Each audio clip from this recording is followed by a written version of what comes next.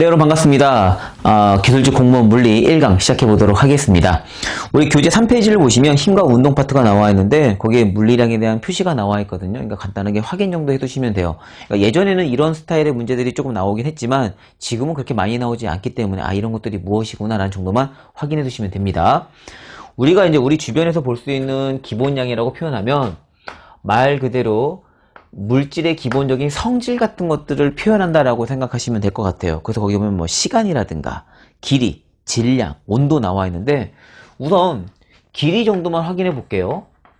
기본 물리량에 이 길이라는 개념이 있는데 이 길이를 가지고 무엇을 유도할 수 있느냐?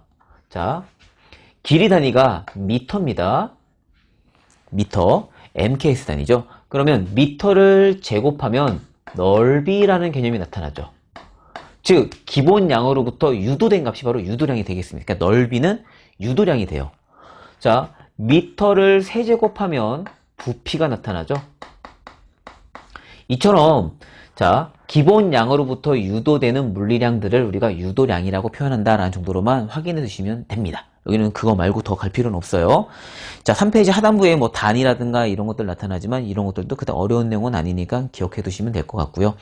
그 다음에 4페이지에 보면 그동안 우리가 이제 이런 단위라든가 이런 것들은 무엇을 기준으로 만들었는지 이런 내용들이 있지만 실은 이런 것들이 시험 문제에 나오거나 그러진 않습니다. 그러니까 한번 읽어보면서 이런 것들을 기준으로 설명을 했구나라고 기억을 해두시면 돼요. 뭐 차원이라든가 차원의 표시 같은 것들은 나중에 시험 문제풀이를 통해서 간단하게 한 번씩만 정리를 해드릴게요. 그러니까 그런 것들은 문풀을 통해서 확인하시면 될 것 같고요. 따로 우리가 막 공부를 해야 되거나 그럴 필요까지는 없다고 생각이 됩니다. 그러면 5페이지 하단부에 나와 있는 이 벡터에 대한 개념을 갈 때 스칼라량이랑 벡터량이 나타나는데 스칼라량이라고 얘기를 하면 기억을 해 두실 게 스칼라량은 이 녀석은 크기를 갖고 있는 물리량을 설명하는 거고 벡터량은 똑같은 크기에 무엇을 내포하고 있느냐? 방향성을 내포하고 있다. 물리를 시작했는데 물리량을 모른다는 건 태어났는데 엄마를 모른다는 얘기랑 똑같아요. 그 정도로 물리를 하는 사람들 중에서 정말 당연한 얘기가 되겠습니다. 이해되셨죠? 스칼라량 말 그대로 어떤 종류가 있느냐? 우선 시간, 길이, 거리, 온도, 뭐 질량, 그리고 뭐 속력 요런 것들이 스칼라량이 되겠습니다. 그러니까 크기만 갖고 있는 물리량이라는 거죠. 그럼 벡터량에는 무엇이 존재하느냐? 벡터량. 우선 약간 질량과는 약간 반대 개념이 되겠지만 약간 뭐 무게라든가 약간 벡터 개념은 무게, 방향성을 갖고 있어요. 무게, 그 다음에 뭐 속도, 변이, 그 다음에 뭐 전기장이라든가 그 다음 뭐 자기장, 뭐 운동량, 뭐 충격량 이런 것들이 바로 벡터량이 되겠습니다. 그러니까 차이를 간단하게 그냥 이해하시면 될 것 같아요. 스칼라량은 1시간하고 2시간 중에 누가 더 커? 그러면 2시간이 더 크잖아요.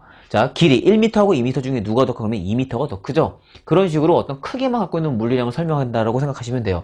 진짜 우리가 보시는 것처럼 여기 질량도 단순하게 물질의 어떤 고유한 양을 설명하는 거니까 킬로그램으로 표시가 되는 거고 실제 그냥 이 정도만 그냥 알고 있으면 되겠죠. 그러니까 뭐 지구나 달에 갔을 때 질량은 변하지 않더라. 하지만 뭐가 변해? 무게가 변하죠. 무게. 그러니까 질량하고 무게의 차이점은 이 무게라는 건 달이나 지구에서 물체를 달의 중심 방향 또는 지구의 중심 방향으로 잡아당기는 방향성을 내포하고 있는 물리량입니다. 그래서 반드시 이 질량에다가 뭘 곱하냐? 중력 가속도를 곱해서 표시한다라는 거죠. 그걸 이제 뉴턴의 단위로 표시하게 되는데 벡터량은 이런 게 방향성을 띠고 있구나라는 정도로만 알아두시면 돼요. 그럼 실제 뭐 이런 것들을 구별하는 게 시험 문제로 나타나는 건 아니지만 개념적으로 이해하셔야 됩니다. 속도나 변이는 차이점이 있죠. 오늘 우리가 처음 파트에서 1강에서 이렇게 바로 이 속력과 속도를 구별하는 내용이 되는데 이런 것들도 스칼라량과 벡터량을 구별해서 가장 큰 차이점을 갖게 된다는 거예요. 전기장.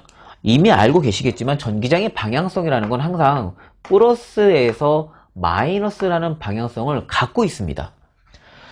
자기장도 마찬가지로 우리가 N극에서 나와서 S극으로 간다라는 방향성을 갖고 있다는 거죠. 운동량, 충격량, 운동하는 방향성이 나와 있고요. 충격을 받았어요. 그러니까 충격을 받았던 힘을 받았다는 얘기잖아요. 그러면 힘을 받은 방향성이 내포되어 있는 물리량이기 때문에 다 방향성을 가지고 있다는 사실을 확인해 두시면 되겠습니다. 이해하셨죠?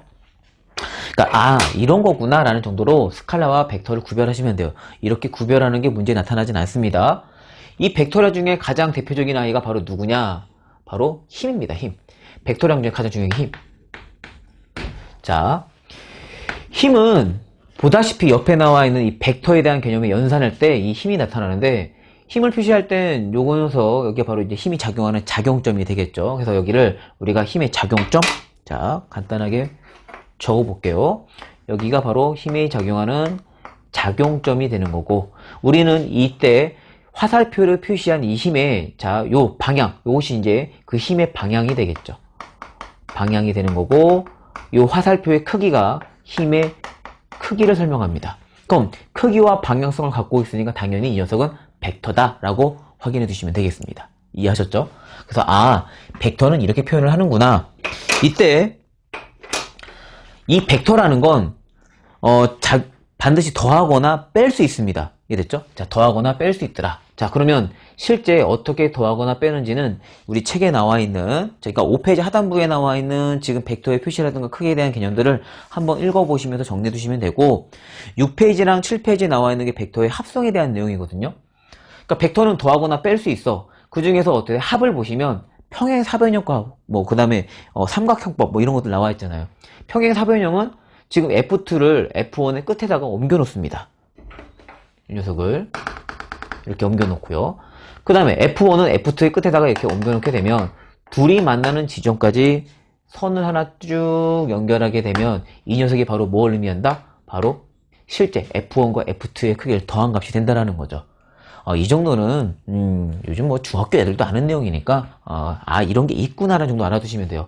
실제 그럼 우리는 이 크기를 계산할 줄 알아야 되는데, 이미 피타고라스의 정의를 통해서 이 녀석이 10N이고 이 녀석이 10N이라면 이 크기가 10루트 2N이 되겠구나라고 확인하시면 되겠습니다. 그러니까 이렇게 F1의 끝을, 자, F1의 끝에다가 F2를 옮겨 놓고 F2의 끝에다가 F1을 옮겨 놓았을 때 그때 합성하는 이런 방법을 우리가 평행사변형법이라고 표현하는 거고요. 결과적으로 보시면 지금 F2를 F1 끝에다가 이렇게 간단하게 옮겨놓고 F1을 옮기지 않았다 하더라도 결국 이 점에서 만난다는 사실을 확인하고 있으면 지금 내가 이렇게 선을 하나 쭉 그으면 이것이 바로 삼각형법이 되겠습니다. 그럼 동일하게 크기는 얼마야? 이쪽이 10N이고 이쪽이 10N일 때 이 크기는 10루트 2가 되겠구나라고 확인이 가능하다는 얘기죠. 그 정도만 알아두시면 돼요. 대신 90도가 아닐 때는 이건 계산값이 있습니다. 이 계산을 해줘야 돼요. 자, 어떻게 하냐면 결과적으로 이때 똑같이 평행사변형법이든 삼각형법이든 사용하게 되면, 자, 이것이 A 벡터고 이것이 B 벡터일 때 벡터에는 반드시 방향성이라는 이렇게 표시를 해줍니다. 그죠? 그렇게 그냥 알아두시면 돼요. 그러면 A 벡터와 B 벡터의 끝에다가 누구 하나를 옮겨 놓으면 삼각형법이 되겠죠? 그럼 옮겨 놔 볼게요. 그럼 B 벡터를 이렇게 옮겨 놓습니다. 자, 이걸 B 벡터, 이걸 프라임이라고 칠까요? 그럼 이 녀석은 A 벡터 프라임이 되겠는데 크기는 똑같죠? 그죠? 그러니까 이걸 A 벡터 프라임 이렇게 생각하시면 되겠습니다.